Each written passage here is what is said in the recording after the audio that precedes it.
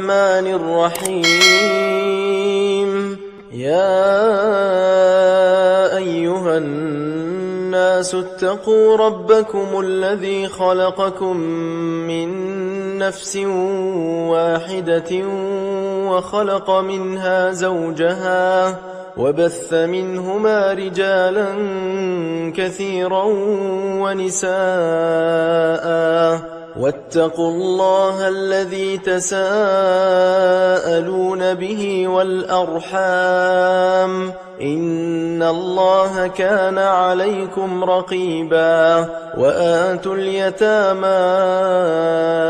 أموالهم ولا تتبدلوا الخبيث بالطيب ولا تأكلوا أموالهم إلى أموالكم إنه كان حوبا كبيرا. وإن خفتم ألا تقسطوا في اليتامى فانكحوا ما طاب لكم من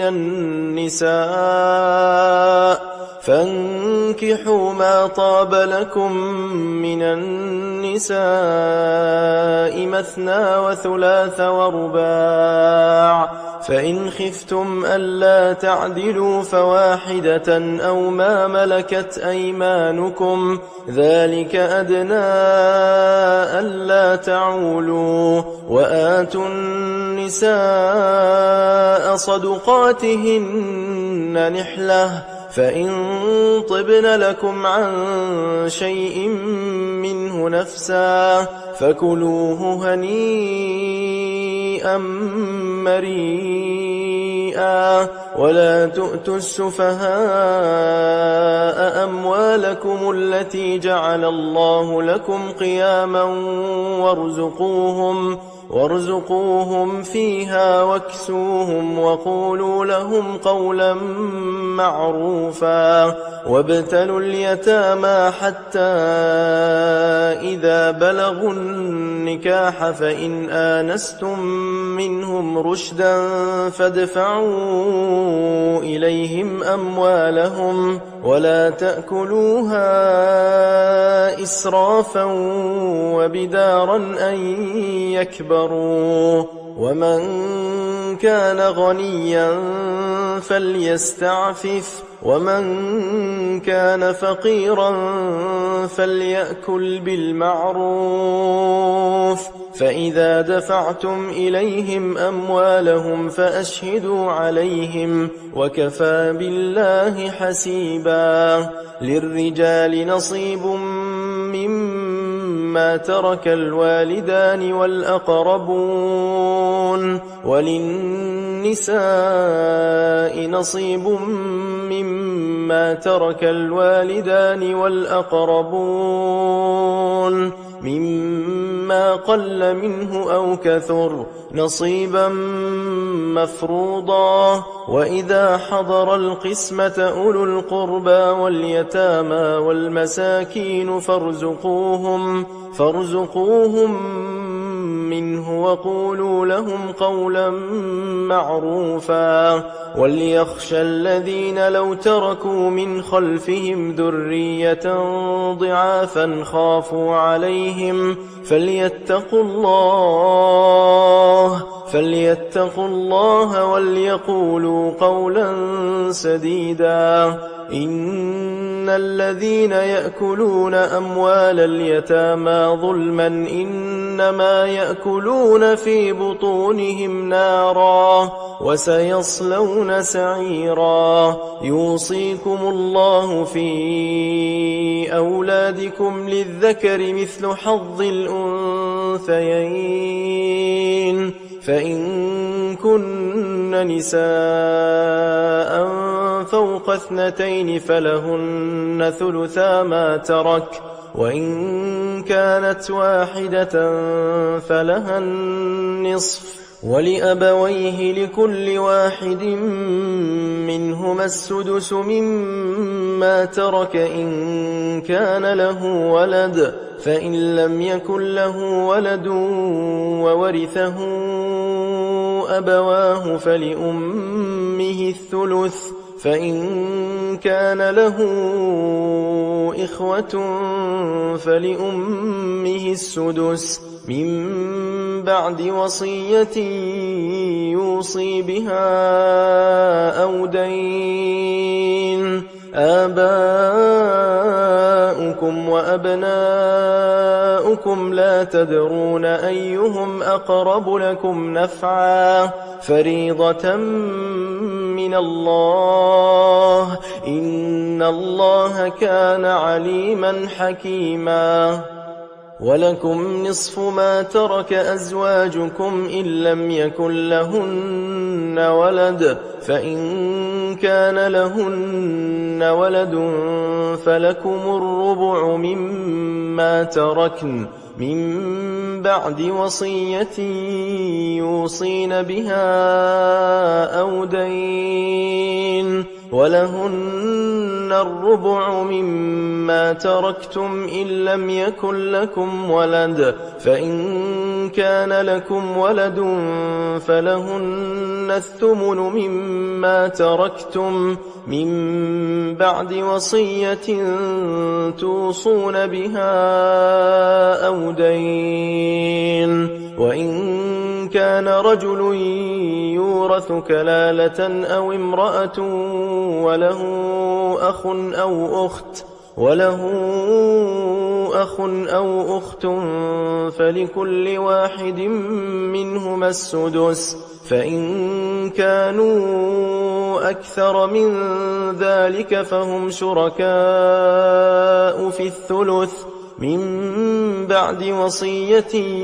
يوصى بها أو دين غير مضار وصية من الله والله عليم حليم. تلك حدود الله ومن يطع الله ورسوله يدخله جنات تجري من تحتها الأنهار خالدين فيها وذلك الفوز العظيم. ومن يعص الله ورسوله ويتعد حدوده يدخله نارا خالدا فيها وله عذاب مهين. واللاتي يأتين الفاحشة من نسائكم فاستشهدوا عليهن 4 منكم فإن شهدوا فأمسكوهن في البيوت حتى يتوفاهن الموت أو يجعل الله لهن سبيلا. واللذان يأتيانها منكم فآذوهما فإن تابا وأصلحا فأعرضوا عنهما إن الله كان توابا رحيما. إنما التوبة على الله للذين يعملون السوء بجهالة ثم يتوبون من قريب فأولئك يتوب الله عليهم وكان الله عليما حكيما. وليست التوبة للذين يعملون السيئات حتى إذا حضر أحدهم الموت قال إني تبت الآن ولا الذين يموتون وهم كفار أولئك أعتدنا لهم عذابا أليما. يا أيها الذين آمنوا لا يحل لكم أن ترثوا النساء كرها ولا تعضلوهن لتذهبوا ببعض ما آتيتموهن إلا أن يأتين بفاحشة مبينة وعاشروهن بالمعروف فإن كرهتموهن فعسى أن تكرهوا شيئا ويجعل الله فيه خيرا كثيرا. وإن أردتم استبدال زوج مكان زوج وآتيتم إحداهن قنطارا فلا تأخذوا منه شيئا أتأخذونه بهتانا وإثما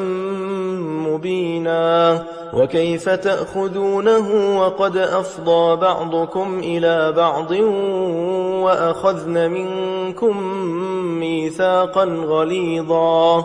ولا تنكحوا ما نكح آباؤكم من النساء إلا ما قد سلف إنه كان فاحشة ومقتا وساء سبيلا. حرمت عليكم أمهاتكم وبناتكم وأخواتكم وعماتكم وخالاتكم وبنات الأخ وبنات الأخت وأمهاتكم اللاتي أرضعنكم وأخواتكم من الرضاعة وأمهات نسائكم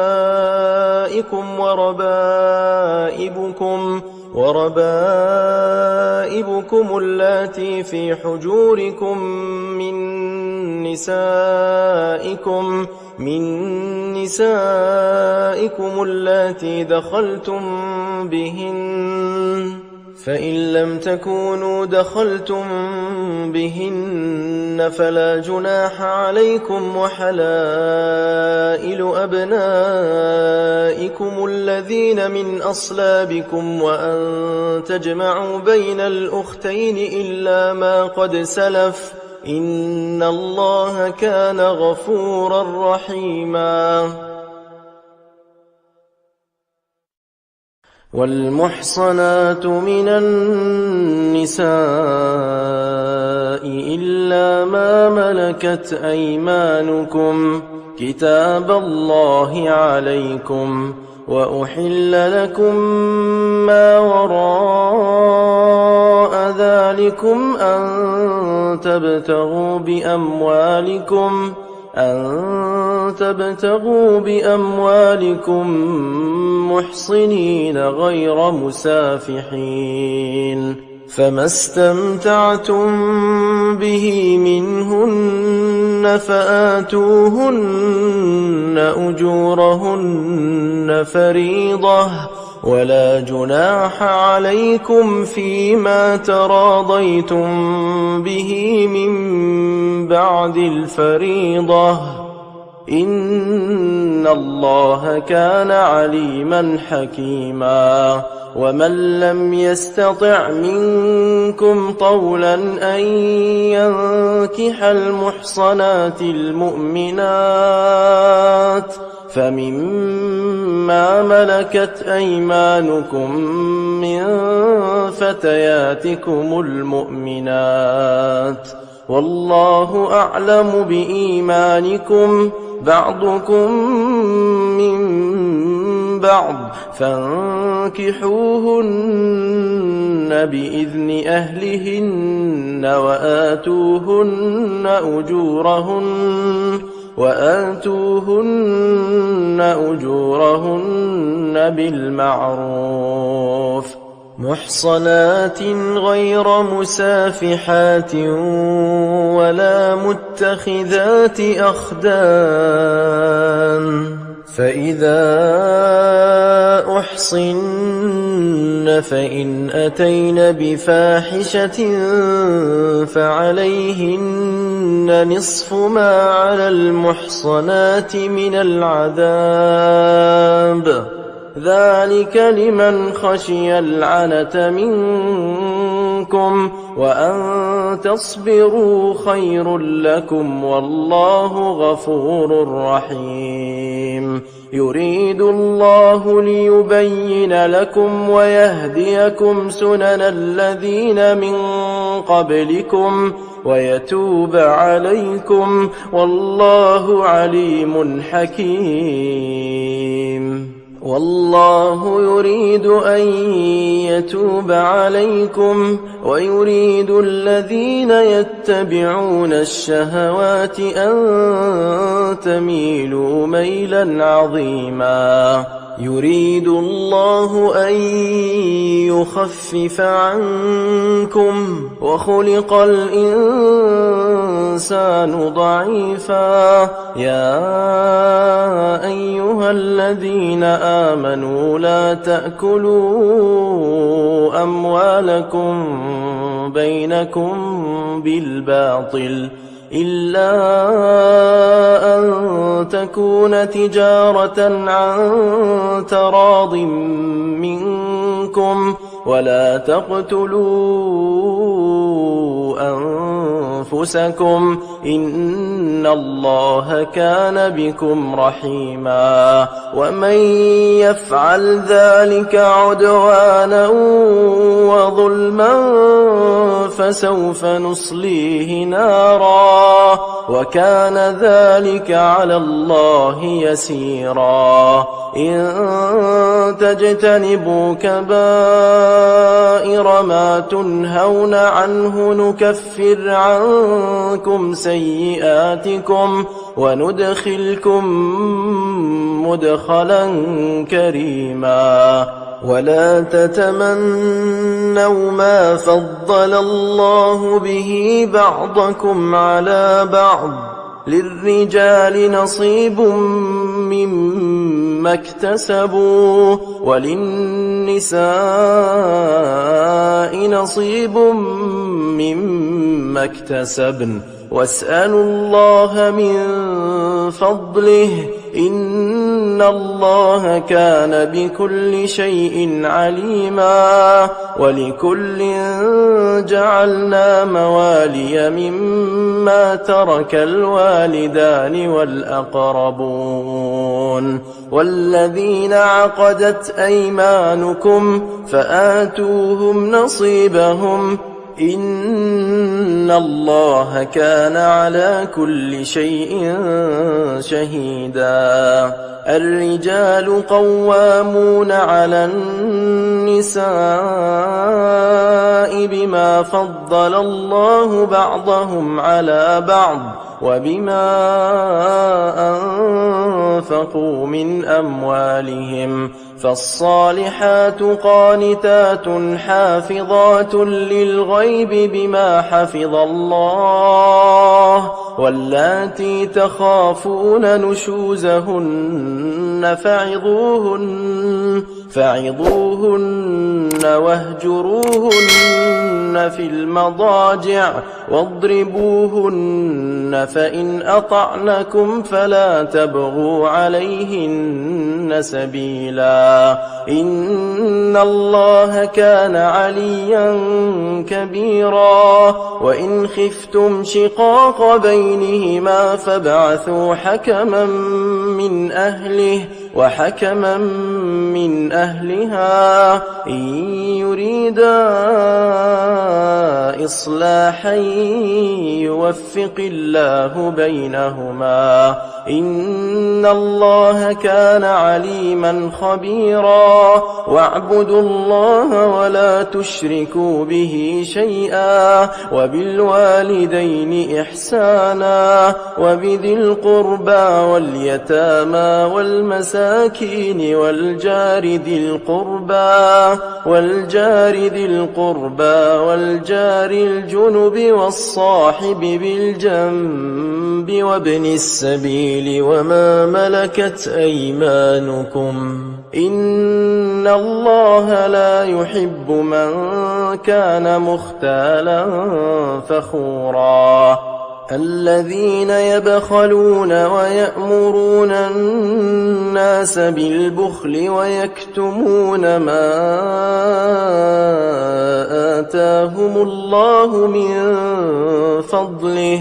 وأعتدنا للكافرين عذابا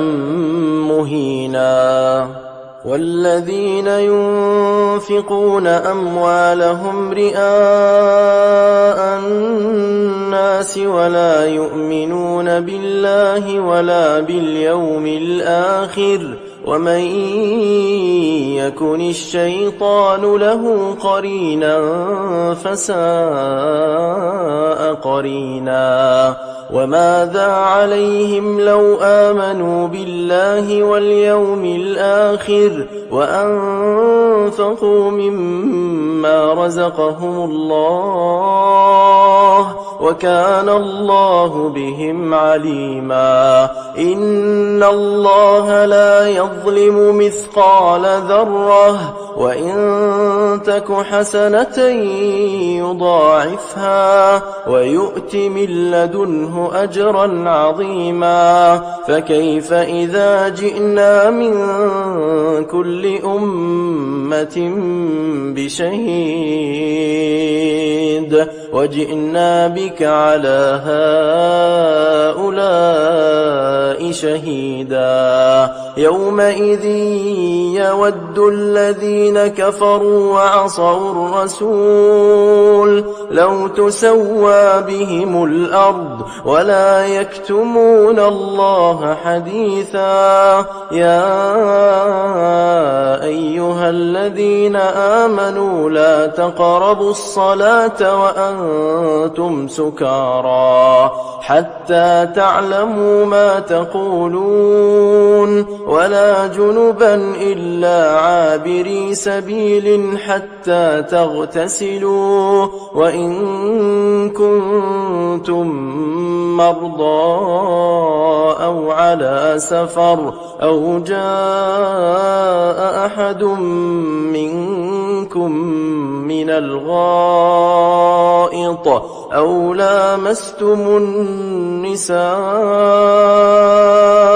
فلم تجدوا ماء فتيمموا صعيدا طيبا فامسحوا بوجوهكم وأيديكم إن الله كان عفوا غفورا ألم تر إلى الذين أوتوا نصيبا من الكتاب يشترون الضلالة ويريدون أن تضلوا السبيل والله أعلم بأعدائكم وكفى بالله وليا وكفى بالله نصيرا من الذين هادوا يحرفون الكلم عن مواضعه ويقولون سمعنا وعصينا واسمع غير مسمع وراعنا ليا بألسنتهم وطعنا في الدين ولو أنهم قالوا سمعنا وأطعنا واسمع وانظرنا لكان خيرا لهم وأقوم ولكن لعنهم الله بكفرهم فلا يؤمنون إلا قليلا يا أيها الذين أوتوا الكتاب آمنوا بما نزلنا مصدقا لما معكم من قبل أن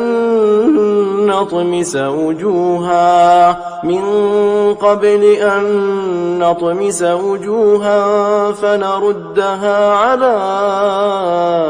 أدبارها أو نلعنهم كما لعنا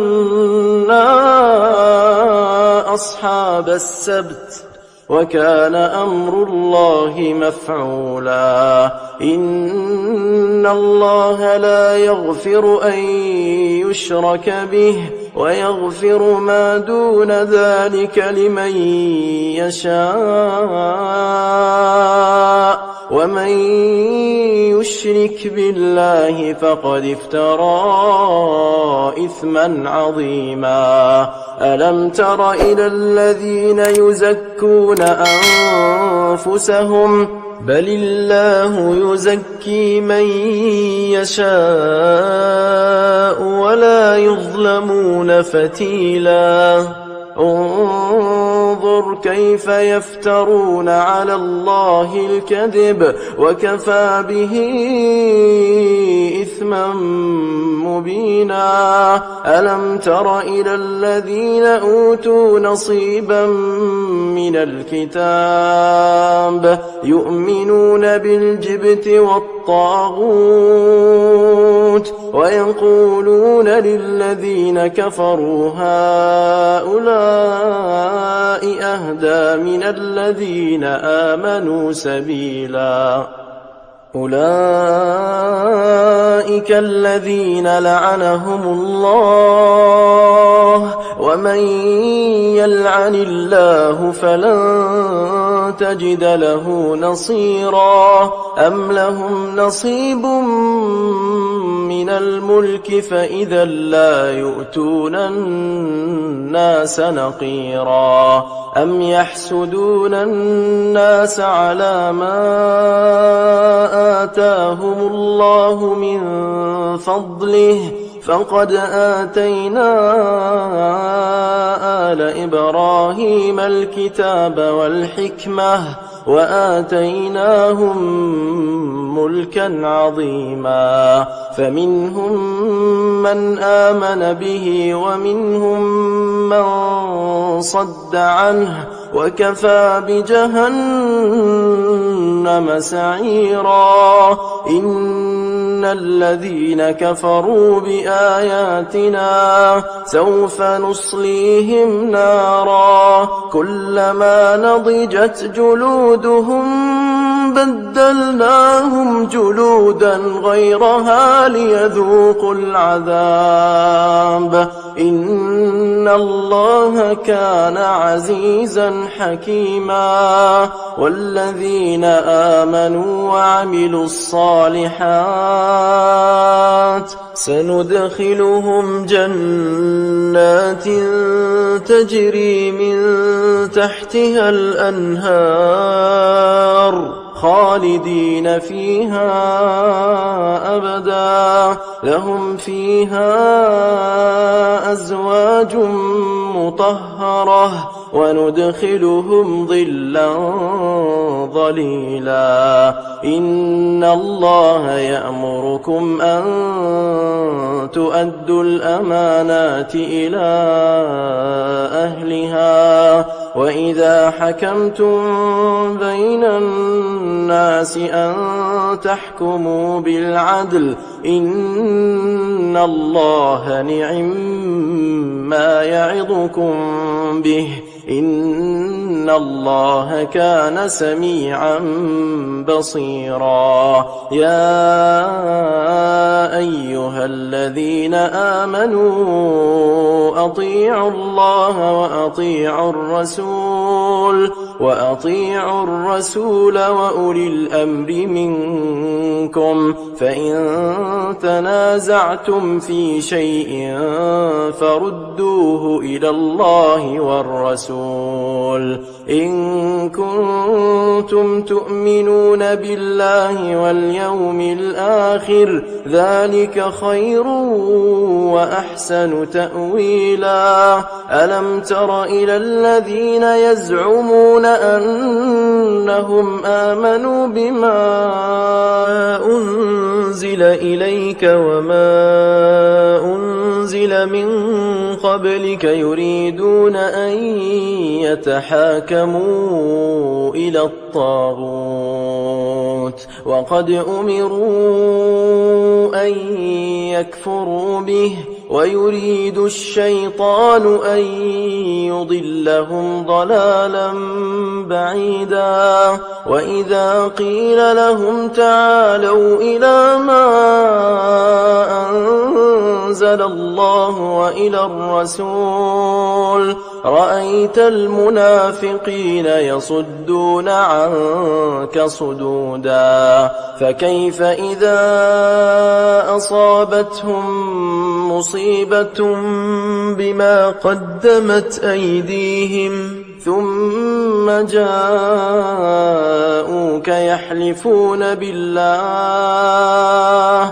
يحلفون بالله إن أردنا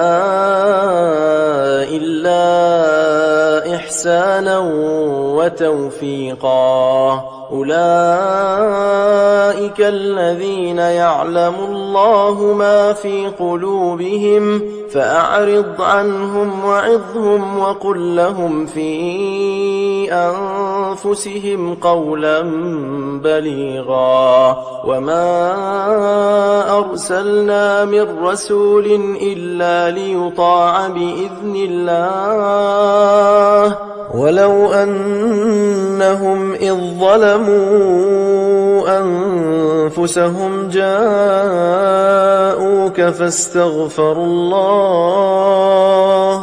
واستغفر لهم الرسول لوجدوا الله توابا رحيما فلا وربك لا يؤمنون حتى يحكموك فيما شجر بينهم ثم لا يجدوا في أنفسهم حرجا مما قضيت ويسلموا تسليما ولو أنا كتبنا عليهم أن اقتلوا أنفسكم أو اخرجوا من دياركم ما فعلوه إلا قليل منهم ولو أنهم فعلوا ما يوعظون به لكان خيرا لهم وأشد تثبيتا وإذا لآتيناهم من لدنا أجرا عظيما ولهديناهم صراطا مستقيما ومن يطع الله والرسول فأولئك مع الذين أنعم الله عليهم من النبيين والصديقين والشهداء والصالحين وحسن أولئك رفيقا ذلك الفضل من الله وكفى بالله عليما يا أيها الذين آمنوا خذوا حذركم فانفروا ثبات أو انفروا جميعا وإن منكم لمن ليبطئن فإن أصابتكم مصيبة قال قد أنعم الله علي إذ لم أكن معهم شهيدا ولئن أصابكم فضل من الله ليقولن كأن لم تكن بينكم وبينه مودة يا ليتني كنت معهم فأفوز فوزا عظيما فليقاتل في سبيل الله الذين يشرون الحياة الدنيا بالآخرة ومن يقاتل في سبيل الله فيقتل أو يغلب فسوف نؤتيه أجرا عظيما وما لكم لا تقاتلون في سبيل الله والمستضعفين من الرجال والنساء والولدان الذين يقولون ربنا أخرجنا من من هذه القرية الظالم أهلها واجعل لنا من لدنك وليا واجعل لنا من لدنك نصيرا. الذين آمنوا يقاتلون في سبيل الله والذين كفروا يقاتلون في سبيل الطاغوت فقاتلوا أولياء الشيطان إن كيد الشيطان كان ضعيفا. ألم تر إلى الذين قيل لهم كفوا أيديكم وأقيموا الصلاة وآتوا الزكاة فلما كتب عليهم القتال إذا فريق منهم يخشون الناس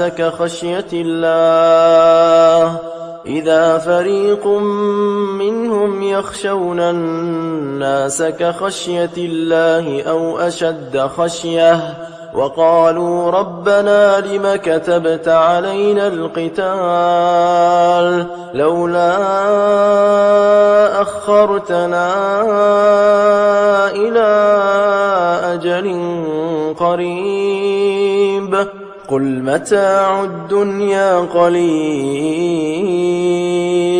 والآخرة خير لمن اتقى ولا تظلمون فتيلا. أينما تكونوا يدرككم الموت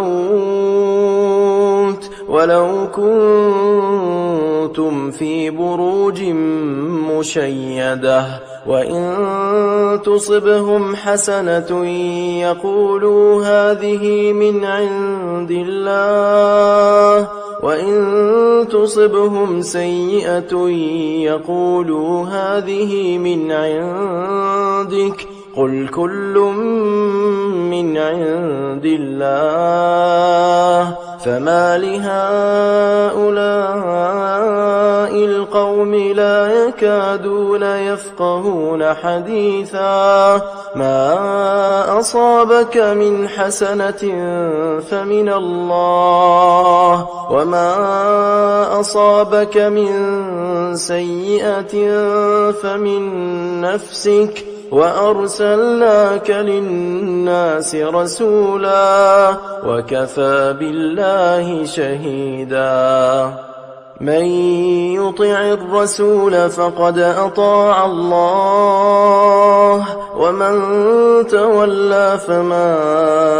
أرسلناك عليهم حفيظا ويقولون طاعة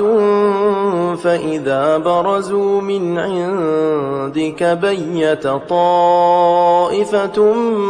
منهم غير الذي تقول والله يكتب ما يبيتون فأعرض عنهم وتوكل على الله وكفى بالله وكيلا. أفلا يتدبرون القرآن ولو كان من عند غير الله لوجدوا فيه اختلافا كثيرا وإذا جاءهم أمر من الأمن أو الخوف أذاعوا به ولو ردوه إلى الرسول وإلى أولي الأمر منهم لعلمه الذين يستنبطونه منهم ولولا فضل الله عليكم ورحمته لاتبعتم الشيطان إلا قليلا. فقاتل في سبيل الله لا تكلف إلا نفسك وحرض المؤمنين عسى الله أن يكف بأس الذين كفروا والله أشد بأسا وأشد تنكيلا. من يشفع شفاعة حسنة يكن له نصيب منها ومن يشفع شفاعة سيئة يكن له كفل منها وكان الله على كل شيء مقيتا. وإذا حييتم بتحية فحيوا بأحسن منها أو ردوها إن الله كان على كل شيء حسيبا. الله لا إله إلا هو ليجمعنكم إلى يوم القيامة لا ريب فيه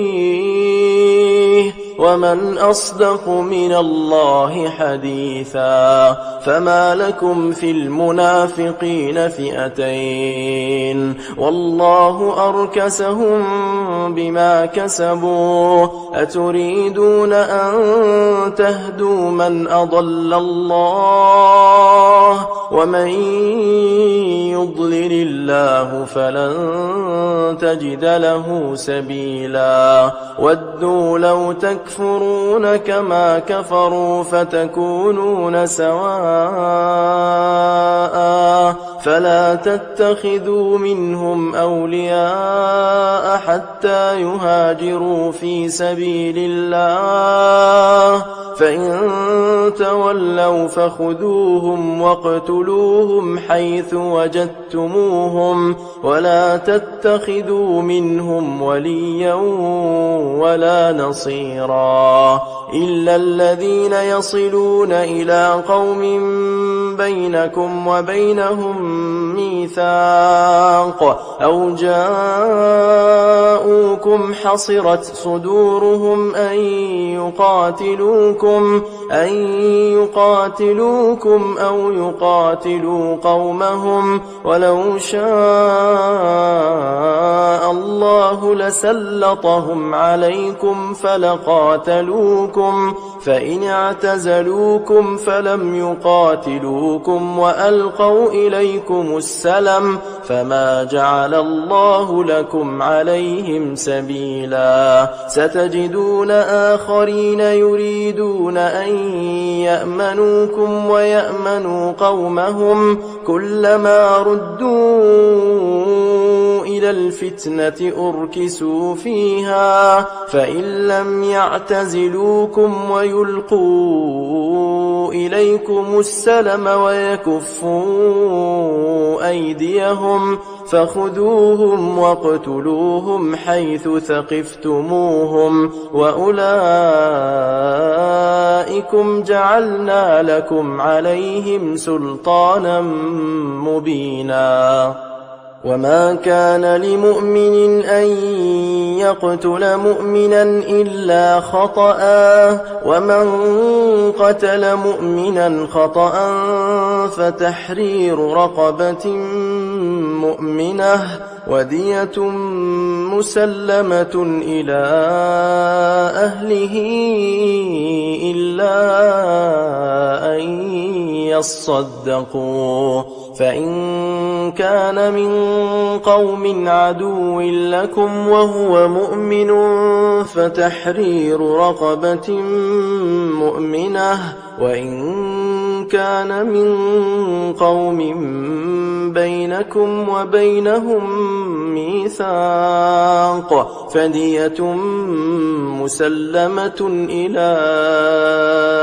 أهله وتحرير رقبة مؤمنة فمن لم يجد فصيام شهرين متتابعين توبة من الله وكان الله عليما حكيما. ومن يقتل مؤمنا متعمدا فجزاؤه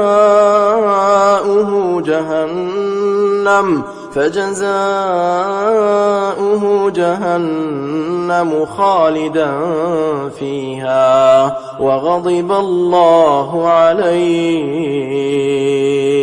ولعنه وأعد له عذابا عظيما. يا أيها الذين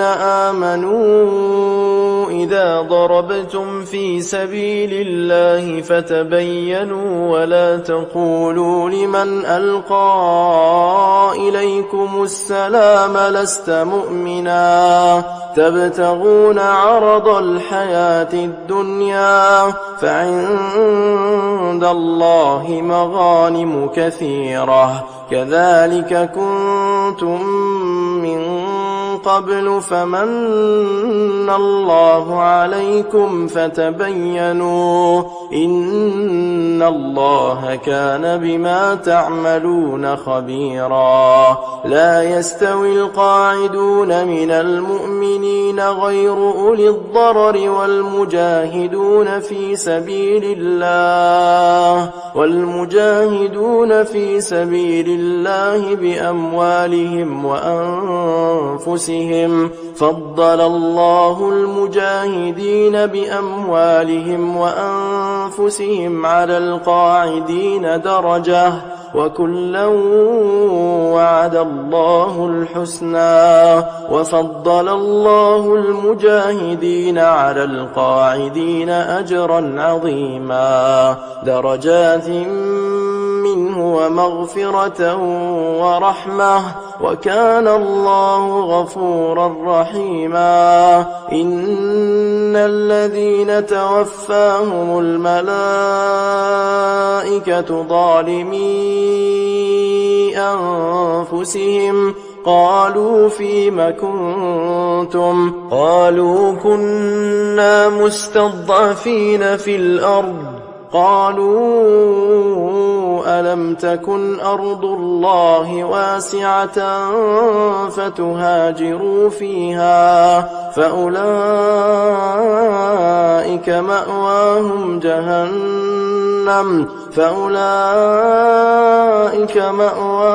جهنم وساءت مصيرا إلا المستضعفين من الرجال والنساء والولدان لا يستطيعون حيلة ولا يهتدون سبيلا فأولئك عسى الله أن يعفو عنهم وكان الله عفوا غفورا ومن يهاجر في سبيل الله يجد في الأرض مراغما كثيرا وسعة ومن يخرج من بيته مهاجرا إلى الله ورسوله ثم يدركه الموت فقد وقع أجره على الله وكان الله غفورا رحيما وإذا ضربتم في الأرض فليس عليكم جناح أن تقصروا من الصلاة إن خفتم أن يفتنكم الذين كفروا إن الكافرين كانوا لكم عدوا مبينا وإذا كنت فيهم فأقمت لهم الصلاة فلتقم طائفة منهم معك وليأخذوا أسلحتهم فإذا سجدوا فليكونوا من ورائكم ولتأت طائفة أخرى لم يصلوا فليصلوا معك وليأخذوا حذرهم وأسلحتهم ود الذين كفروا لو تغفلون عن أسلحتكم وأمتعتكم فيميلون عليكم ميلة واحدة ولا جناح عليكم إن كان بكم أذى من مطر إن كان بكم أذى من مطر أو كنتم مرضى أن تضعوا أسلحتكم وخذوا حذركم إن الله أعد للكافرين عذابا مهينا فإذا قضيتم الصلاة فاذكروا الله قياما وقعودا وعلى جنوبكم فإذا اطمأننتم فأقيموا الصلاة إن الصلاة كانت على المؤمنين كتابا موقوتا ولا تهنوا في ابتغاء القوم إن تكونوا تألمون فإنهم يألمون كما تألمون وترجون من الله ما لا يرجون وكان الله عليما حكيما إنا أنزلنا إليك الكتاب بالحق لتحكم بين الناس بما أراك الله ولا تكن للخائنين خصيما واستغفر الله إن الله كان غفورا رحيما ولا تجادل عن الذين يختانون أنفسهم إن الله لا يحب من كان خوانا أثيما يستخفون من الناس ولا يستخفون من الله وهو معهم إذ يبيتون ما لا يرضى من القول وكان الله بما يعملون محيطا ها أنتم هؤلاء جادلتم عنهم في الحياة الدنيا فمن يجادل الله عنهم يوم القيامة أم من يكون عليهم وكيلا ومن يعمل سوءا أو يظلم نفسه ثم يستغفر الله يجد الله غفورا رحيما ومن يكسب إثما فإنما يكسبه على نفسه وكان الله عليما حكيما ومن يكسب خطيئة أو إثما ثم يرم به بريئا فقد احتمل بهتانا وإثما مبينا ولولا فضل الله عليك ورحمته لهم طائفة منهم أن يضلوك وما يضلون إلا أنفسهم وما يضرونك من شيء وأنزل الله عليك الكتاب والحكمة وعلمك ما لم تكن تعلم وكان فضل الله عليك عظيما لا خير في كثير من نجواهم إلا من أمر بصدقة أو معروف أو إصلاح بين الناس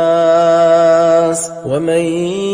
يفعل ذلك ابتغاء مرضات الله فسوف نؤتيه أجرا عظيما ومن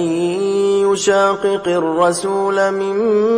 بعد ما تبين له الهدى ويتبع غير سبيل المؤمنين نوله ما تولى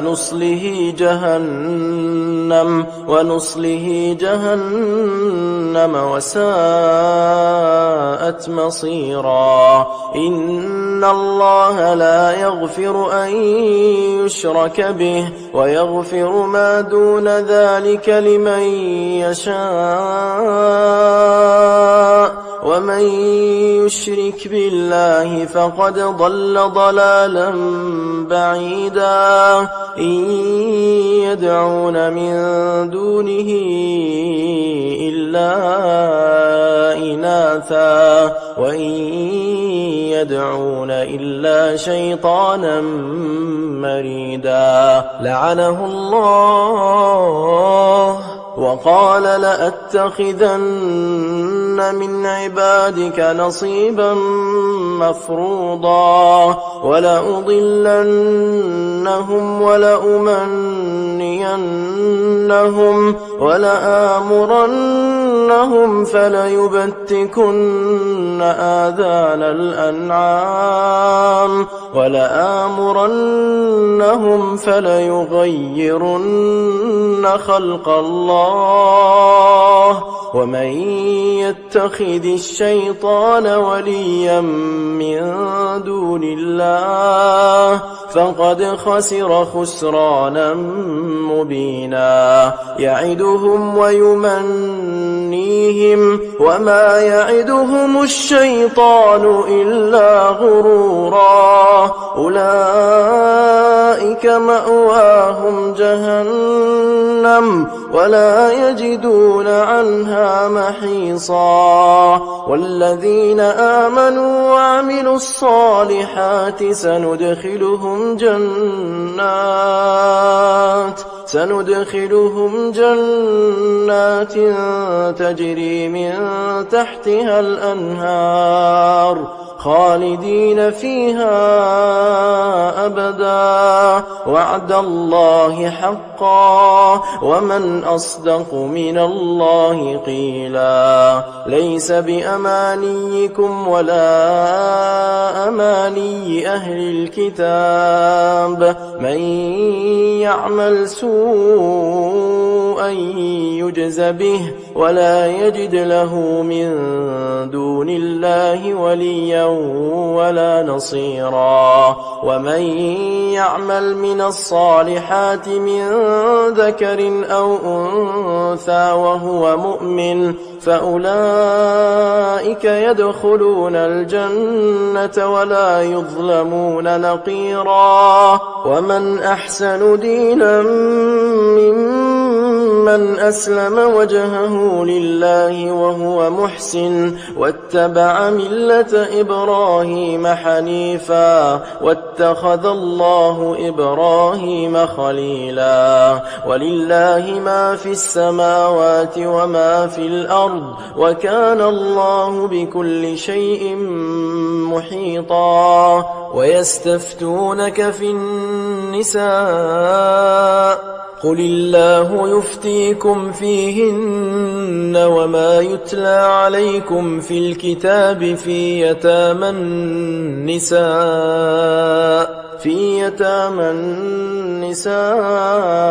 اللاتي لا تؤتونهن ما كتب لهن وترغبون أن تنكحوهن والمستضعفين من الولدان وأن تقوموا لليتامى بالقسط وما تفعلوا من خير فإن الله كان به عليما. وإن امرأة خافت من بعلها نشوزا أو إعراضا فلا جناح عليهما أن يصلحا بينهما صلحا والصلح خير. وأحضرت الأنفس الشح وإن تحسنوا وتتقوا فإن الله كان بما تعملون خبيرا. ولن تستطيعوا أن تعدلوا بين النساء ولو حرصتم فلا تميلوا كل الميل فتذروها كالمعلقة. وإن تصلحوا وتتقوا فإن الله كان غفورا رحيما. وإن يتفرقا يغن الله كلا من سعته وكان الله واسعا حكيما. ولله ما في السماوات وما في الأرض ولقد وصينا الذين أوتوا الكتاب من قبلكم وإياكم أن اتقوا الله. وإن تكفروا فإن لله ما في السماوات وما في الأرض وكان الله غنيا حميدا. ولله ما في السماوات وما في الأرض وكفى بالله وكيلا. إن يشأ يذهبكم أيها الناس ويأت بآخرين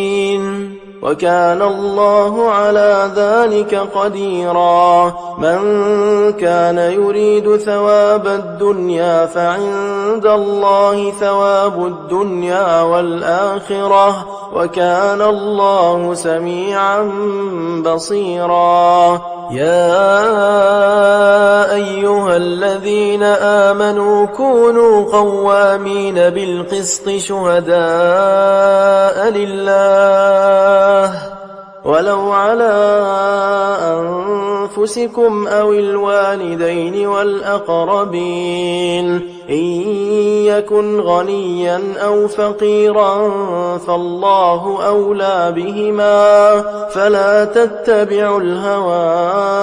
أن تعدلوا. وإن تلووا أو تعرضوا فإن الله كان بما تعملون خبيرا. يا أيها الذين آمنوا بالله ورسوله والكتاب الذي نزل على رسوله والكتاب الذي أنزل من قبل ومن يكفر بالله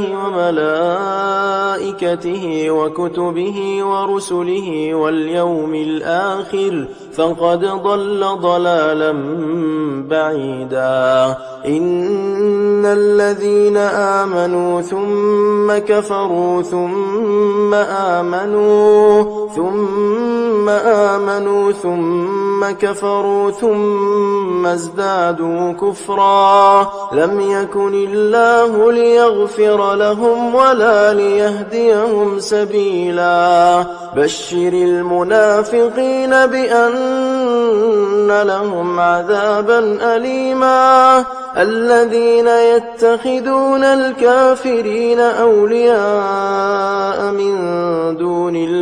المؤمنين أيبتغون عندهم العزة فإن العزة لله جميعا. وقد نزل عليكم في الكتاب أن إذا سمعتم آيات الله يكفر بها ويستهزأ بها فلا تقعدوا معهم حتى يخوضوا في حديث غيره إنكم إذا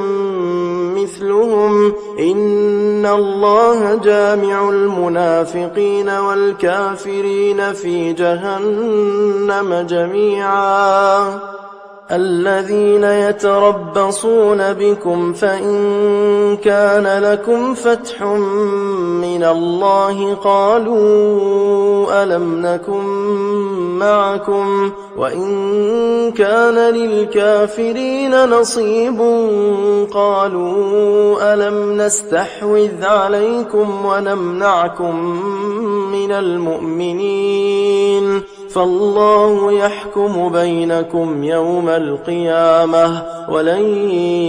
يجعل الله للكافرين على المؤمنين سبيلا إن المنافقين يخادعون الله وهو خادعهم وإذا قاموا إلى الصلاة قاموا كسالى يراءون الناس ولا يذكرون الله إلا قليلا مذبذبين بين ذلك لا إله هؤلاء ولا إله هؤلاء ومن يضلل الله فلن تجد له سبيلا يا أيها الذين آمنوا لا تتخذوا الكافرين أولياء من دون المؤمنين أتريدون أن تجعلوا لله عليكم سلطانا مبينا إن المنافقين في الدرك الأسفل من النار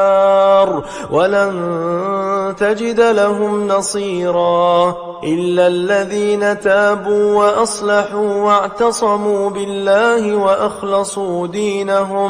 وأخلصوا دينهم لله فأولئك مع المؤمنين وسوف يؤتي الله المؤمنين أجرا عظيما ما يفعل الله بعذابكم إن شكرتم وآمنتم وكان الله شاكرا عليما لا يحب الله الجهر بالسوء من القول إلا من ظلم وكان الله سميعا عليما إن تبدوا خيرا أو تخفوه أو تعفو عن سوء فإن الله كان عفوا قديرا إن الذين يكفرون بالله ورسله ويريدون أن يفرقوا بين الله ورسله ويقولون نؤمن ببعض ونكفر ببعض ويريدون أن يتخذوا بين ذلك سبيلا أولئك هم الكافرون حقا وأعتدنا للكافرين عذابا مهينا والذين آمنوا بالله ورسله ولم يفرقوا بين أحد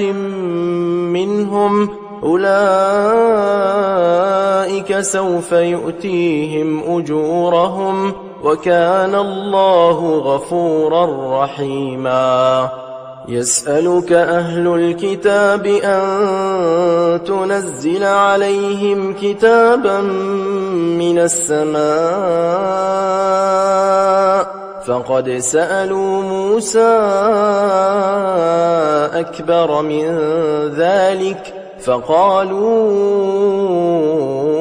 أرنا الله جهرة فأخذتهم الصاعقة بظلمهم ثم اتخذوا العجل من بعد ما جاءتهم البينات فعفونا عن ذلك وآتينا موسى سلطانا مبينا ورفعنا فوقهم الطور بميثاقهم وقلنا لهم ادخلوا الباب سجدا وقلنا لهم لا تعدوا في السبت وأخذنا منهم ميثاقا غليظا فبما نقضهم ميثاقهم وكفرهم بآيات الله وقتلهم الأنبياء الأنبياء بغير حق وقولهم قلوبنا غلف بل طبع الله عليها بكفرهم فلا يؤمنون إلا قليلا وبكفرهم وقولهم على مريم بهتانا عظيما وقولهم إنا قتلنا المسيح عيسى بن مريم رسول الله وما قتلوه وما صلبوه ولكن شبه لهم وإن الذين اختلفوا فيه لفي شك منه ما لهم به من علم إلا اتباع الظن وما قتلوه يقينا بل رفعه الله إليه وكان الله عزيزا حكيما وإن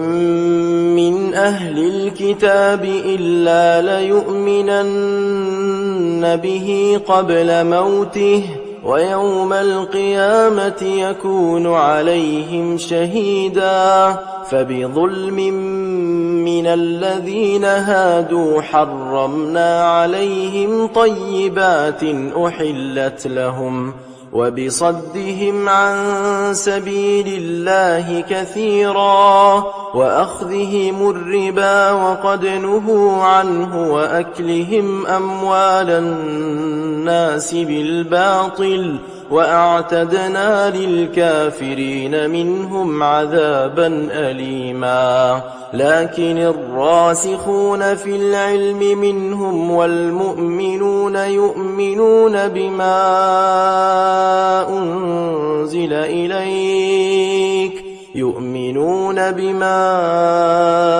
أنزل إليك وما أنزل من قبلك والمقيمين الصلاة والمؤتون الزكاة والمؤمنون بالله واليوم الآخر أولئك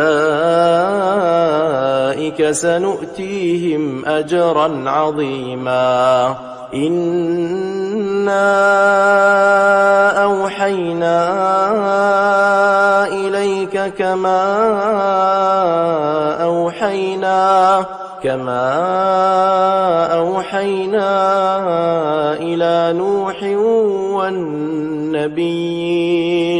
والنبيين من بعده وأوحينا إلى إبراهيم وإسماعيل وإسحاق ويعقوب